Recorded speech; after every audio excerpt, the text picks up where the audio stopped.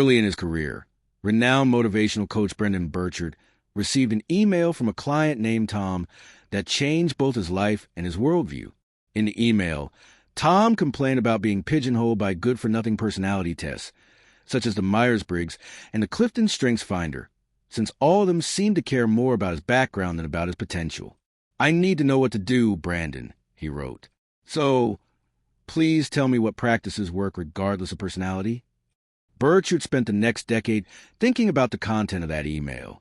After extensive research, he discovered that Tom was absolutely right, and that success wasn't really achieved by a specific type of person, but rather by people from all walks of life who enact a specific set of practices.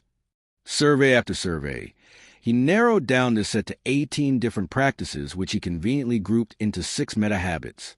Ever since, he has referred to these habits as the high-performance habits, or HP6 for short.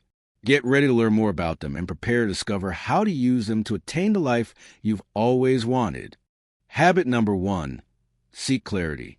Compared to most other people, high performers have more clarity on who they are, what they want, how to get it, and what they find meaningful and fulfilling. Put otherwise, unlike the average person, high performers know the answers to certain fundamental questions such as, who am I? What are my goals? And what's my plan? The good news is that even if you don't have high clarity in your life at the moment, there are practices that can help you generate it, such as the following 3. Envision the future for. There are 4 areas you must be clear about at all times in your life: yourself, your social world, your skills, and your service to others. These are what Burchard calls the future for. So, go beyond introspection and knowing thyself. Imagine thyself in the future, and give yourself permission to live with definite intention. Think about how you want to treat other people, and start anticipating positive social interactions. Be clear about the skill sets you need to develop now in order to win in the future. Finally, discover how you can make a difference and introduce value in other people's lives with excellence and integrity. Determine the feeling you're after. Ask yourself frequently, what is the primary feeling I want to bring to the situation? And what is the primary feeling I want to get from this situation? Rather than merely living through the emotions that land on you, start generating the feelings you want to consistently experience and share with others in life. Define what's meaningful. Not everything that is achievable is important, and so achievement is not the issue. Alignment is, writes Burchard. In other words, there's little difference between not achieving anything in life and achieving the wrong thing. Both will seem meaningless to you. To find meaning, look for things that bring you enthusiasm, connection, and satisfaction. Whatever you want to do, don't do it before asking yourself, how can I make this effort personally meaningful to me? Habit number 2, generate energy. You don't need researchers or a scientific study to tell you that low energy correlates with low productivity, as well as low levels of confidence, enthusiasm, and happiness. Unfortunately, you already know this. The good news is that you know that the flip side also applies. By simply increasing your energy, you can increase your productivity, creativity, assertiveness, educational attainment, and overall happiness.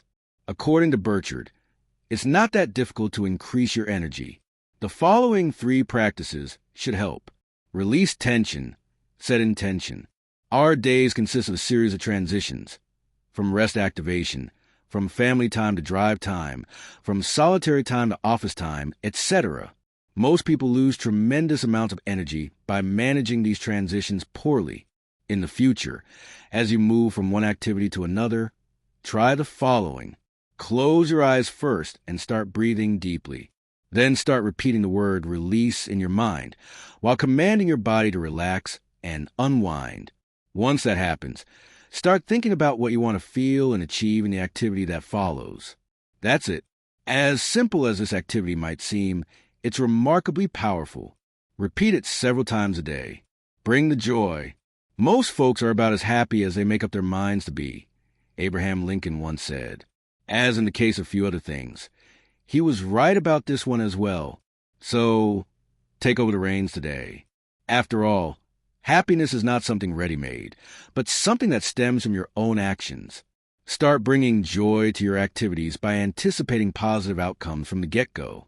Set triggers to remind you to be optimistic and grateful. especially the latter. You must appreciate what you have in the present to get more in the future. Optimize health. They say that whereas a healthy person has 1,000 wishes, a sick one has only one: to be healthy. So, don't take your health for granted. Start taking sleep, exercise, and nutrition more seriously. It's not even necessary to go into details here, because, let's face it, you already know what you should be doing to be fit and healthy. Well, start doing it. It's that simple. Habit number 3, raise necessity. There's a good reason why a mother can lift up a car to save her screaming child. In a word, it's called necessity. It's necessity, more than anything, that drives progress, invention, creativity, and high performance as well.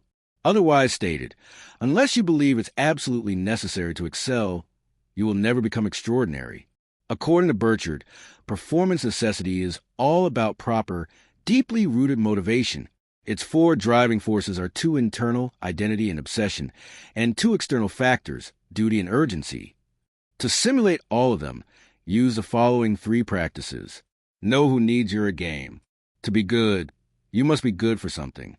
To remind yourself of this simple truth, from now on, whenever you sit down at your desk, try asking yourself the following 2 questions. Who needs me on my game the most right now? What about my identity and external obligations makes it imperative for me to deliver today? Affirm the why. Whoever has a why, wrote German philosopher Friedrich Nietzsche in The Twilight of the Idols, can bear almost any how. So, the next time you want to motivate yourself to do something, try reminding yourself of your why. Even better, start repeating your why to yourself and others out loud and often, even several times a day. Your brain is programmed to think of things said out loud as more real and more important than things only thought in passing. So, trick it for your benefit. Level up your squad. High performers spend more time with positive people than negative people. Moreover, they usually choose to work with people that are above their level of competence, experience, and overall success. Do the same. Start building your ideal network of supportive and empowering people by volunteering, playing sports, seeking mentorship, and adding new friends. Also, work hard. The best way to meet extraordinary people is to become extraordinary yourself. Habit number 4, increase productivity. The first 3 of the 6 high-performance habits can be thought of as personal, in that whether one will develop them or not depends solely on their independent efforts. Conversely, the second 3 of the 6 are social habits, meaning they can only be developed in relation to other people. The transitional habit between these 2 metacategories is that of productivity. High performers, explains Burchard, aren't just busy, but highly effective. Put otherwise, rather than doing everything, they focus on doing a few things well, which are the ones that truly matter. Not only do they prioritize tasks, but they also eliminate distractions and, most importantly, know when to take breaks. They also practice the following 3 habits. Increase the outputs that matter.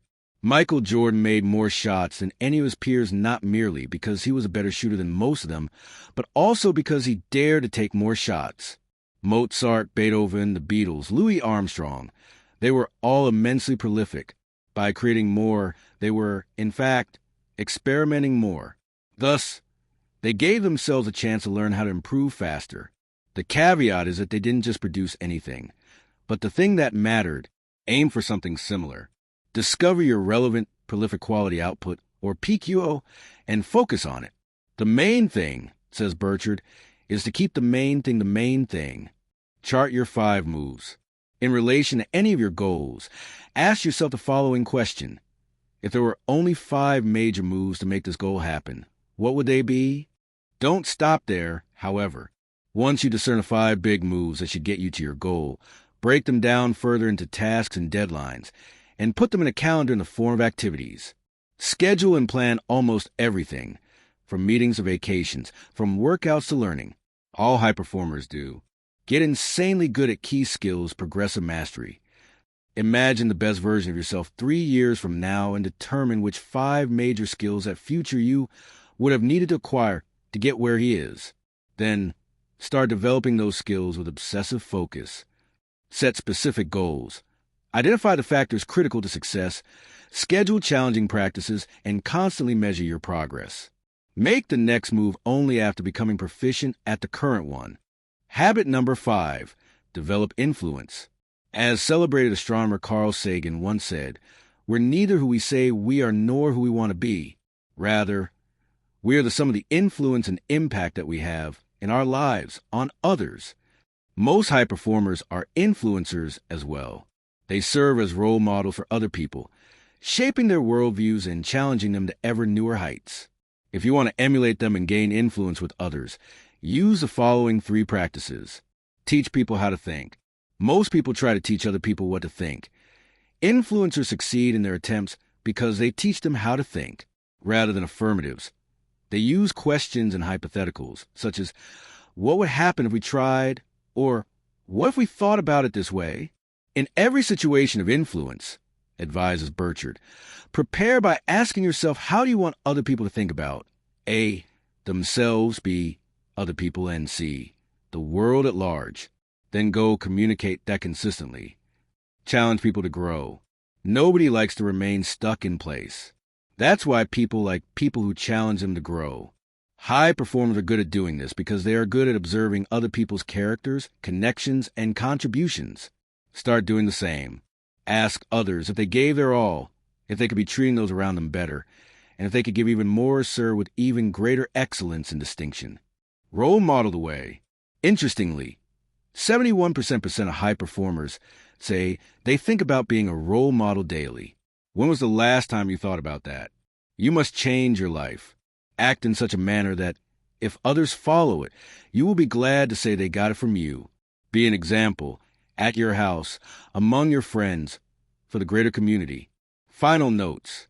Even though it sometimes feels like an inferior version of Stephen Covey's similarly titled classic, The 7 Habits of Highly Effective People, Burchard's extensive research and his recognizably inspirational and energy-bursting style make high-performance habits a worthy addition to any shelf of personal development and productivity books. We didn't like the upselling, though, but you can skip through it if you don't like it either.